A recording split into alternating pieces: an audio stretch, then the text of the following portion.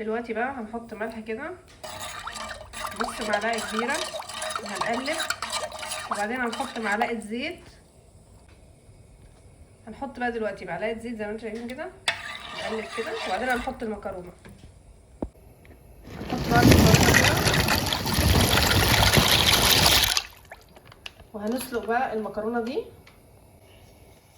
هنقلب بقى كده زي ما انتم شايفين،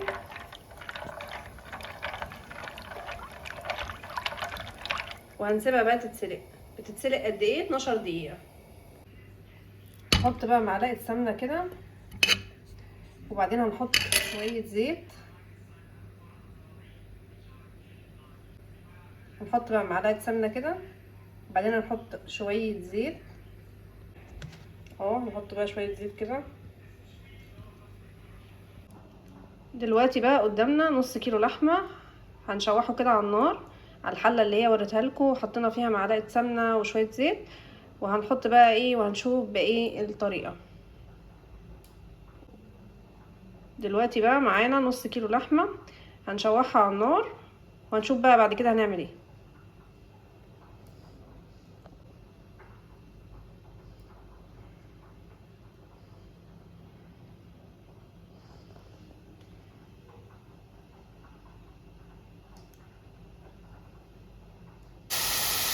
دلوقتي بقى حطينا اللحمه على النار زي ما انتم شايفين كده ومتابعين تخمر. هنبدا بقى نشوح فيها.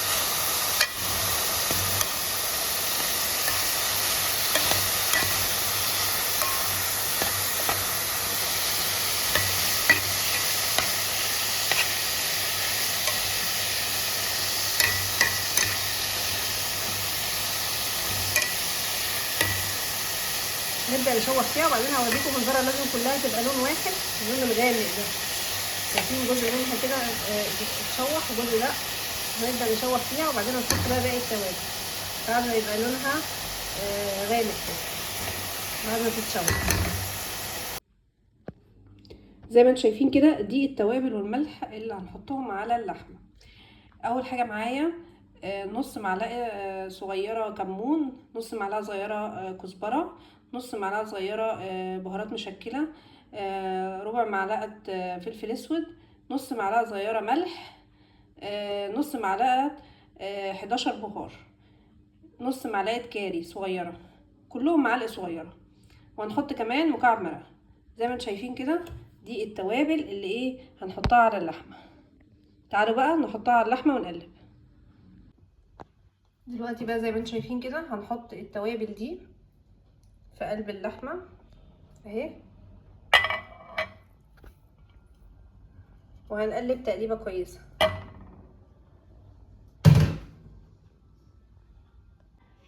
هنقلب بقى كده زي ما انتم شايفين،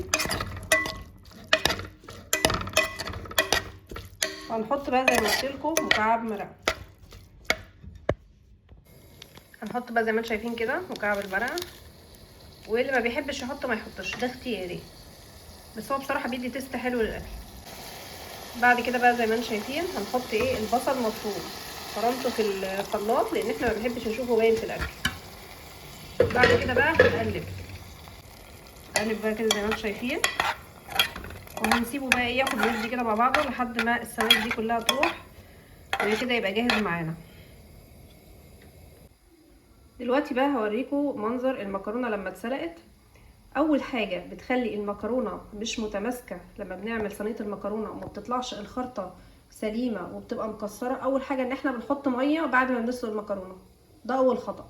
تاني حاجه لما بنحط الزيت هنحط زيت بس ومش هنحط ميه خالص، علشان يفضل النشا اللي في المكرونه زي ما هو وتبقى متماسكه القطعه. لما نيجي نقطع كده الصينيه هوريكم هتبقى قطعه المكرونه متماسكه. زي ما انتم شايفين كده هنحط بقى ايه معلقتين زيت، وهنحاول ايه نقلب فيهم المكرونه اهو بالراحه بقى كده، وهنقلب كل المكرونه. هقلب انا بقى كل المكرونه كده، وبعدين هنشوف باقي الخطوات.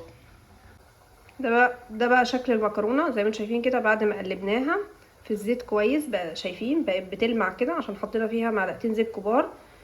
وبعدين هنشوف بقى باقي الخطوات.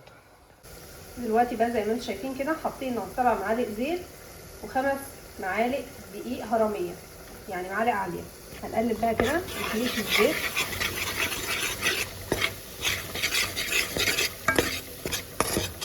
بعدين بقى هنحط لهم كوبايتين ميه حجمهم كبير، وبعدين هنحط معلقه صغيره ملح، ولو عندك شوربه ممكن تحط شوربه بدل الميه. دلوقتي بقى هنحط الميه او الشوربه، وعشان اتجنب ان البشاميل ما يكتلش معايا طفيت النار خالص، وهنحط بقى كده زي ما انتم شايفين، وهنحط كوبايه كمان. هنحط بقى دلوقتي الكوبايه الثانيه، وهنقلب دلوقتي بالمضرب السلك تقليب مستمر لحد ما يتقل القوام، وهنشغل بقى النار عليها لحد ما يتقل القوام. حطينا بقى زي ما انتم شايفين كده معلقه ملح صغيره، وقاعدين نقلب اهو، بنقلب بالمضرب اهو سلك تقليب مستمر حتى يصل القوام ويوصل للقوام اللي احنا بقى ايه محتاجينه اهو. تقليب مستمر مستمر، ما سيبوش بقى هو على النار كده عشان ما يكتلش مننا، ولو كتل منك عادي اطفي النار وحاولي تفكيه بشويه ميه وتضربيه في الخلاط. او طول ما انت بقى ايدك فيه تقليب مستمر كده اهو، شايفين مفيش اي تكتلات فيه ولا اي حاجه اهو، بيغلي اهو معايا زي الفل اهو. يبقى ايه مقادير البشاميل ده تاني؟ 5 معالق دقيق هرميه، كوبايتين ميه كبار، و7 معالق او 8 معالق زيت، لان بعد ما حطينا ال7 معالق زودت كمان معلقه زيت. وبعدين بقى نفضل نقلب كده، حمرنا الزيت في الدقيق، وبعدين حطينا الميه، وبعدين حطينا معلقه ملح صغيره منسوبه، وفضلنا كده بقى نقلب مستمر لحد ما ثقل القوام كده، وبقى زي ما انتم شايفين كده اهو كريمي اهو، وبقى ايه تقيل اهو، ومش محتاج اي حاجه. نصفي بقى عليه.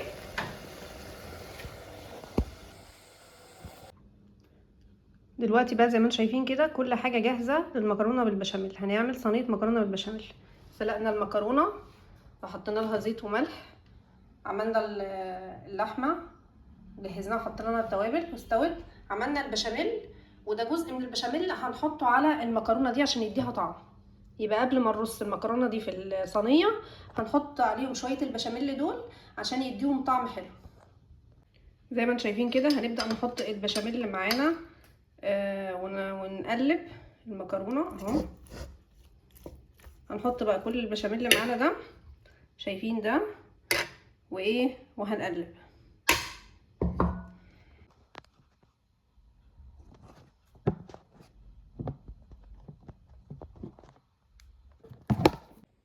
دلوقتي بقى ده منظر المكرونه بعد ما قلبنا فيها 5 معالق بشاميل. زي ما انتم شايفين كده قلبناها تقليبه كويسه عشان يبقى طعم المكرونه كله كويس، كله طعمه حلو.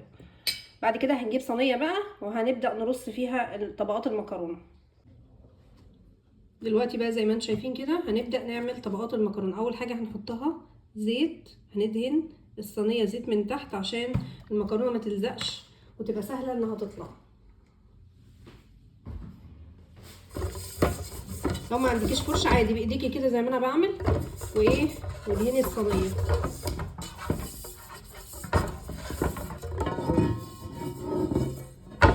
كده، شايفين كده تبقى كلها كده بتلمع وكل الحروف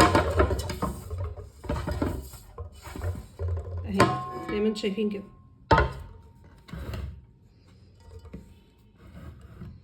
بعد كده هنحط الطبقه الاولانيه مكرونه زي ما انتم شايفين كده. المكرونه اهي، هنحط نص المكرونه دي،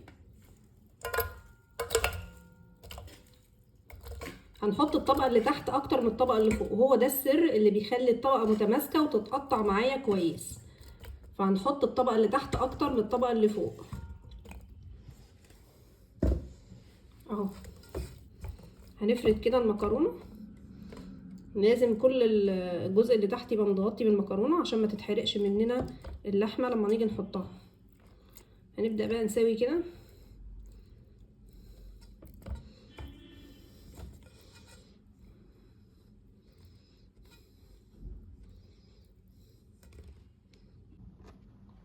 دلوقتي بقى زي ما انتم شايفين كده هنحط بقى ايه اللحمه اهي دي هنحطها.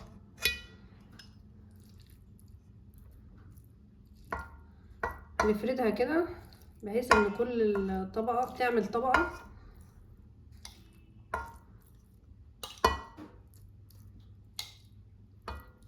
دي الطبقة رقم كام؟ دي الطبقة رقم 2 من صينية المكرونة اهو زي ما انتم شايفين كده. مش قادرة اقول لكم بقى ريحتها عاملة ازاي بسبب التوابل اللي حطيناها فيها، طبعا ريحتها تحفة.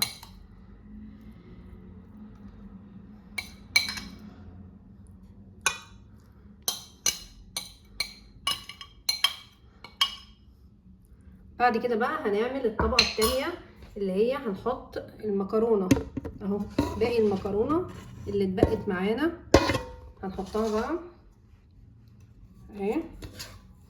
هنعمل بقى ايه الطبقة التالتة.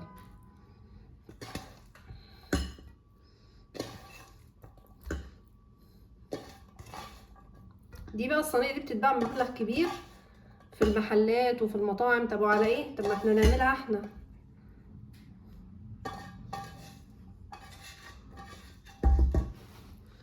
نرصص بقى كده كويس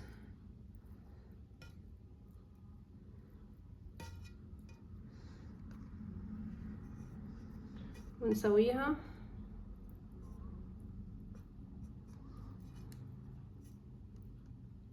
بتتباع بقى ايه طواجن كده، اللي هي طاجن مكرونه بالفرن بمبلغ في المحلات او في المطاعم. طب وعلى ايه؟ طب احنا هنعملها في البيت، وبدل ما يشتروا الطواجن ده احنا مش عارفين معمول ازاي بقى ولا نضيف ولا مش نضيف، فاحنا نعملهم في البيت احسن وافضل.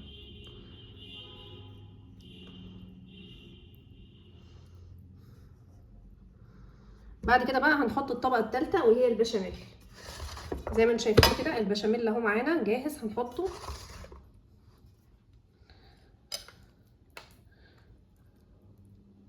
شايفين؟ الله على الجمال والحلاوه، كريمي اهو مفيش فيه اي تكتلات. لا تقولي بقى كتل مني على النار ولا مش عارفه اعمل ايه اهو، تحفه جدا.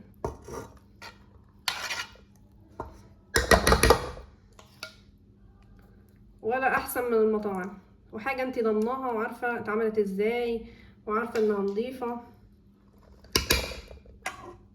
الصينيه دي بقى بتتباع بمبلغ بره، انت بقى اعملي لهم كل الحاجات في البيت وريحي دماغك.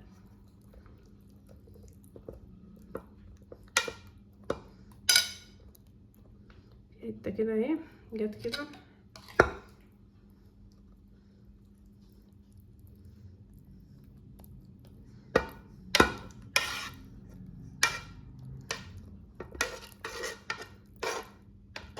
اهو، لازم نغطيها كلها اهو كده اهو. شايفين؟ تحفه جدا وما اتكلفتش الا حاجات بسيطه يعني.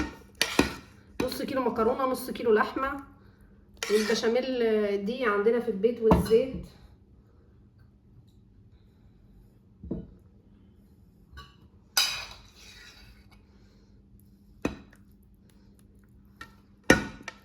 بس وزي ما انتم شايفين كده.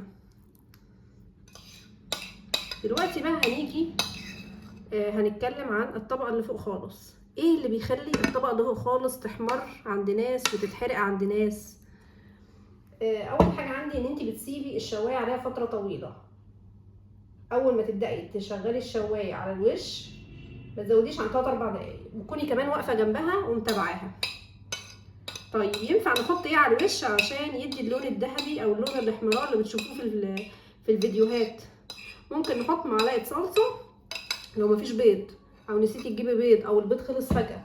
ممكن تحطي معلقه صلصه عليها رشه ملح ورشه فلفل وشويه بهارات وتدهني بيهم الوش. ممكن تحطي معلقه كاتشب على معلقه صلصه وتحطي مع ده بقى معلقتين زيت تدي لمعه. ممكن تحطي بيض، ممكن تحطي زيت على سمنه بس، ممكن تحطي شويه جبنه موتزاريلا برضو بيدي لون ذهبي لما تتحمر في الشوايه. ففي كذا حاجه تديكي لون ذهبي على الوش، في كذا فكره. مش لازم بيض، لو ما عندكيش بيض ما تقفيش، لا ممكن نعمل كذا حاجه تخلي الوش محمر. دلوقتي احنا هنعمل ايه؟ هنجيب بيضه ونحطها على الوش. دلوقتي بقى زي ما انتم شايفين هنعمل الطبقه الاخيره اللي هي فوق من صينيه المكرونه. هنجيب بضايه زي ما انتم شايفين كده وحطيناها في سلطانيه صغيره، وبعدين هنحط عليها رشه ملح، وبعدين هنحط رشه فلفل، وهنقلب كويس بالشوكه وبعدين هنبدأ نحطها على الوش. وبعدين بقى ايه، عايزه اقول لكم هنحط شويه زيت كده عشان يدوا لمعه للوش ويتحمر معانا بسرعه. مش هنحط بس البضايه كده، لا هنحط كمان شويه زيت معاها.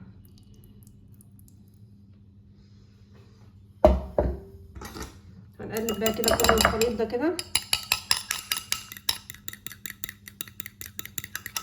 اهو، نقلبه كويس جدا.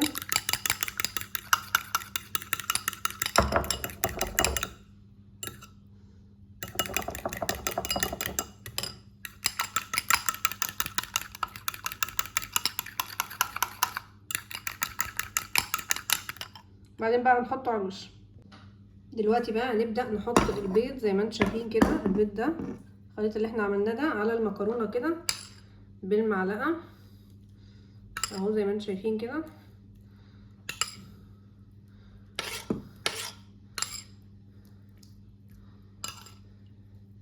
ونوزعه كويس زي ما قلت لكم. حطينا زيت مع البيض عشان يديله لمعه ويبقى لونه ذهبي.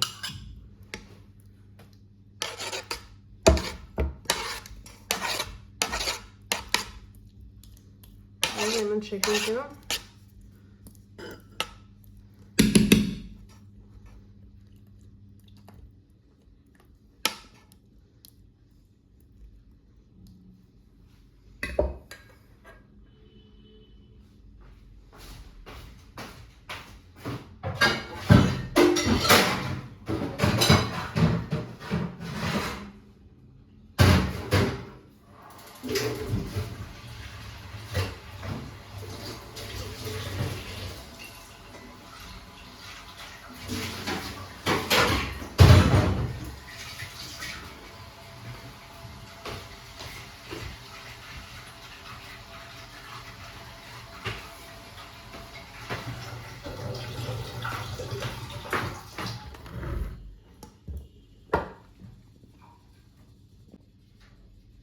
بعد كده بقى ده بقى المنظر الصينيه بعد ما حطينا عليها وشها البيض والزيت والملح والفلفل ودهناهم كويس، دهنا بيهم الوش.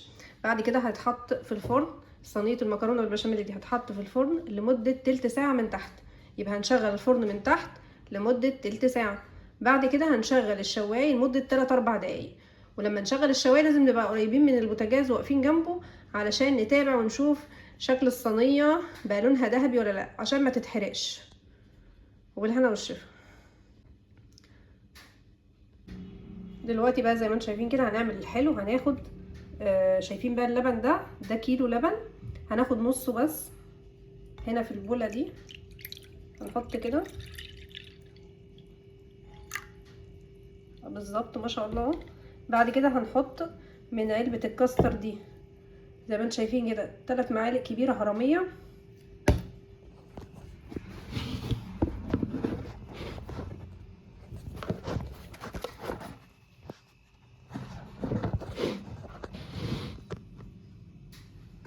اهو هنفتح كده بقى 3 معالق كبيره هرميه من علبه الكاستر دي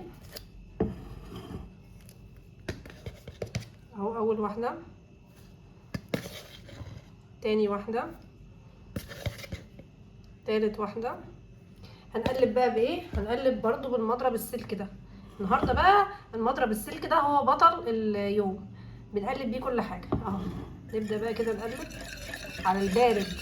اللبن يكون بارد جدا. لو قلبتي واللبن سخن هيعمل تكتلات منك، الكاستر هيكتل منك ويعمل حتت كده. دي من ضمن الاخطاء اللي ممكن تقع فيها اي واحده لسه جديده بتعمل كاستر. تقوم جايبه اللبن سخن وتقوم حاطه فيه بودره الكاستر كده ويقوم مكتل منها. يبقى لازم ندوب على البارد، لازم ندوب على البارد زي ما انتم شايفين كده بسهوله. ده اهو. بعد كده هنرفعه بقى على النار. هنحط السكر قصدي برضو هندوبه وبعدين هنرفعه على النار. هنحط بقى زي ما انتم شايفين كده السكر. ادي 1 2 3 4 5. وهندوب السكر زي ما انتم شايفين كده.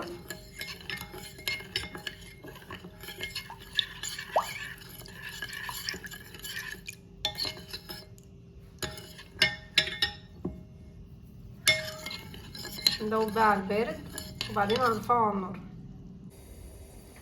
حطينا بقى الكاستر كده على النار ونستمر في التقليب لحد ما يدوب السكر ويتقل معانا. ايدينا فيه على طول على طول، ما يسيبش المضرب علشان ما يكتلش مننا ويبقى كتل كده ومش حلو. يبقى زي ما انتم شايفين كده المضرب السلك النهارده هو بطل الفيديو. دلوقتي بقى هنصب الكاستر كده في العلب بتاعته.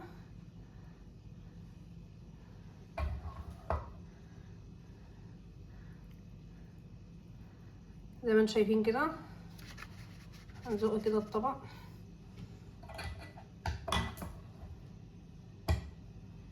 اهو زي ما انتم شايفين كده.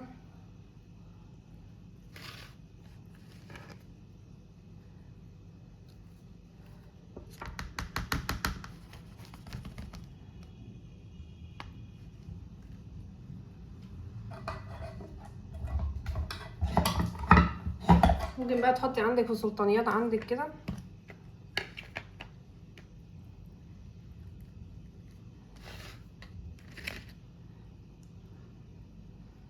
اهو كده.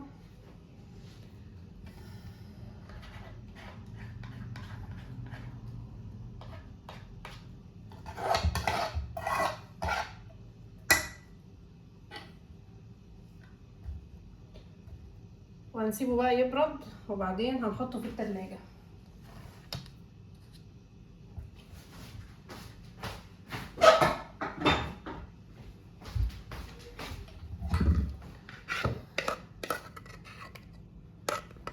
زي ما انتم شايفين كده.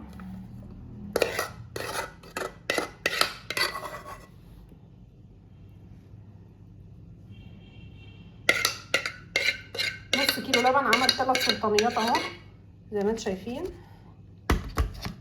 اهو.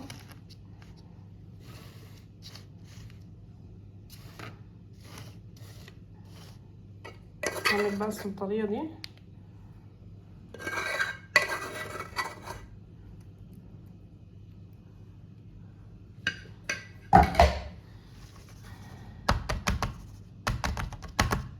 اهو كده.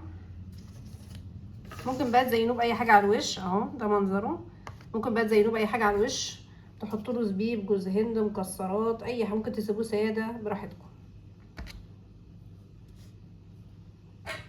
اهو. ممكن نسوي بقى الوش كده وخلاص. ده بقى المنظر، شايف عامل ازاي؟ المنظر يتحدث عن نفسه، شكله تحفه جدا. ده بقى منظر الكاستر اللي عملناه، كاستر كوكس. وتقدروا بقى تزينوا الوش زي ما انتم شايفين كده باي حاجه، تحطوا زبيب، جوز هند، مكسرات، اي حاجه عندكم. ممكن تسيبوه ساده كده زي ما انا سايباه. وبالهنا والشفا. لو عجبكم الفيديو لايك واشتراك في القناه، وشكرا جدا ليكم. والسلام عليكم ورحمه الله وبركاته.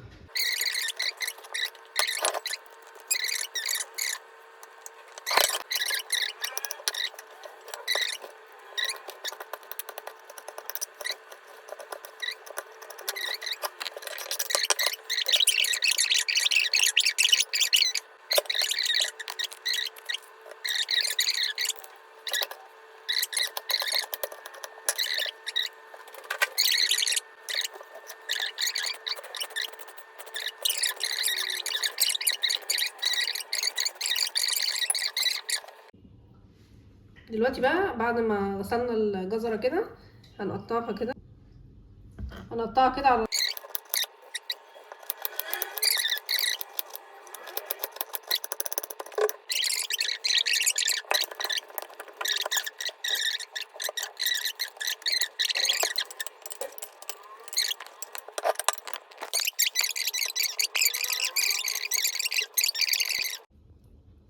ده بقى شكل المكرونه، صينيه المكرونه بالبشاميل لما طلعت من الفرن. شوفوا شكلها جميل ازاي ولونها ذهبي ازاي، شكلها رائع. خدت وقت قد ايه في الفرن؟ 20 دقيقه في الفرن. من شغلنا الفرن من تحت و10 دقايق من فوق في الشوايه، بس حطيناها في رف اوسط. ممكن تعمليها اسرع من كده لو قربتي الصينيه من الشوايه. زي ما انتم شايفين بقى قدمنا معاها سلطه خضراء ومخلل وخشاف وتمر هندي، وقدمنا معاها الحلو كاستر. عملنا النهارده كاستر. ولو عجبكم الفيديو لايك واشتراك في القناه، وشكرا جدا ليكم، والسلام عليكم ورحمه الله وبركاته.